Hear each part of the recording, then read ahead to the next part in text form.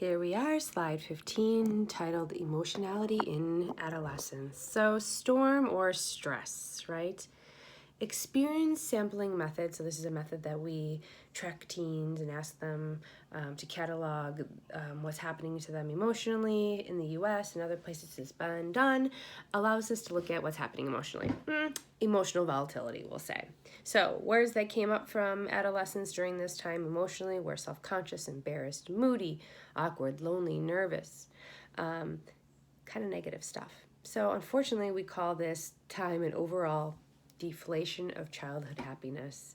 So we do have a decline in the average emotional states with age, unfortunately. So if you look at this chart here, change in emotional states during adolescence, the graph shows that emotional states for both boys and girls pretty much peak in 5th grade, and then they steadily decline until age grades 11 or 12. And we'll look at that a little bit more. And they will get better. All right, so let's look at slide 16, studies of adolescents' emotional lives. We do find that adolescents do report much more frequently than younger children and even adults to have more negative emotions, such as sadness. And so, of course, we want to look at this idea of depression. Depressed mood on that scale of changing mood is normal, but a major depressive disorder and the impact on the child's adolescent's life can be very, very, very significant. So, of course, there's risks, treatments, things to look at, like risk factors for an adolescent being female, types of treatment that we can do, antidepressant medication, psychotherapy, cognitive behavioral therapy, all different types of therapy. So, just something to think about because now we're hearing adolescents telling us that they're feeling depressed, and we weren't hearing that so much from younger children. So there is this shift in this idea of feeling and having feelings of depression. All right, slide 17, self-development.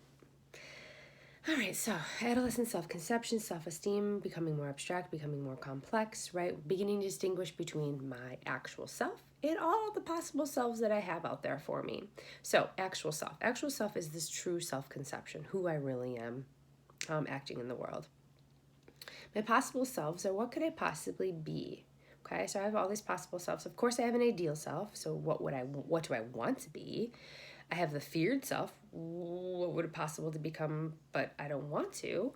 And then there's a false self, what is shown to others. Again, thinking about social media, and do we have discrepancies between what we're showing people, what's shown to others, that false self, and what our actual self is.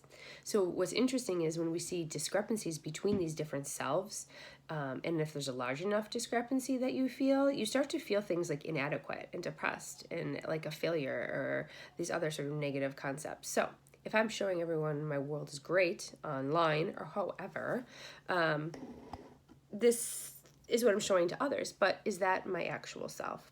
So we're looking at several longitudinal studies that look at these different types of selves.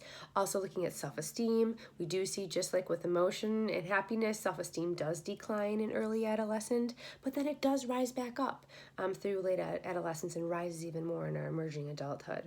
So this is an interesting developmental pattern, and we can put it on a few things. Think about the imaginary audience. Remember that we fear or suspect that others are judging us, thinking about us all the time. We're more self-conscious then because of that, and we have a lower self-esteem. Well, as we start to have cognitive and physical changes, we can start to have a distinction between our perspectives, a distinction between those evaluations of self and others. And you know what? The evaluation of peers upon us as we get older becomes less important as we age. So it makes sense that self-esteem rises back in early adulthood. Looking at adolescent self-concept, as Susan Harder's research, looking at all these different sort of selves that teenagers tend to put themselves in, and then they judge themselves on these different categories. So scholastic competence, I'm really good at school, I'm really smart, or I'm not, or something in between. Social acceptance, I'm super popular, everyone likes me, or not, or whatever is in between, right? So these have the different competencies that they're judging themselves on, and this is a basis for their self-concept. So there's, am I athletic? How do I physically look? Am I appealing romantically? What's my behavioral conduct like? Do I have close friendships? So they're looking at all these different domains in their life and then judging themselves on that and creating their self-concept. And so we're looking at self-esteem and this idea of global self-esteem and self-concept. We see that most adolescents are basing their self-esteem on what? appearance. So girls' self-esteem is much more based on appearance. They tend to view their appearance negatively, and we tend to see girls having a lower self-esteem than boys during adolescence. So we do see gender differences in self-esteem. Last topic I want to talk about before you stop this video, do your questions, and go on, is moral development during adolescence. We haven't really talked too much about moral development thus far, but I do want to touch on it here. I want to look at a few different views of moral reasoning because we do see progress happening during this time. So Kohlberg's universal theory of moral development, I want you to know this, looks at the structure of moral reasoning. So he kind of broke it into three structures. We can have pre-conventional, conventional, and post-conventional moral reasoning. Pre-conventional moral reasoning is, am I going to get in trouble for this? Am I going to get caught? Is there going to be a punishment, or am I going to get rewarded? And that's how I behave.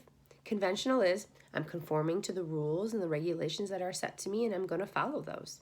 So I conform to the morals of others. Post-conventional, according to Kohlberg, was I have these objective principles that I've created and what's right and wrong, and I'm going to behave that way. There's lots of alternate views on how we look at moral reasoning. Maybe we let's just look at their worldview, or let's just pose them with different ethical questions and see how they'll be. So we can measure moral reasoning in lots of different ways. We also have this cultural developmental approach that looks at ethics. They have this idea of ethics of autonomy, ethic of community, and ethic of divinity, which I think was really interesting. Ethic of autonomy is everyone can do what they want as long as it doesn't harm others. So the idea is do what you wish with your behavior, but don't hurt others. That's autonomy. Ethic of community is individuals as members of social groups are committed and have obligations. So I'm committed and have obligation in my community, in my family, at work, whatever groups you're involved in. That's your ethic of community. And some have ethic of divinity, and this is the spiritual sort of ethic. Moral views based on more traditional religious authorities, religious text, and that's how I live my morals. So we can really view morals in many different ways, but it's interesting to start to think and see the differences that are happening in adolescence. All right. We're going to stop here, and we're going to kick off with one last video. So we're almost there. Answer those questions, and then come back to this last video. Bye, everyone.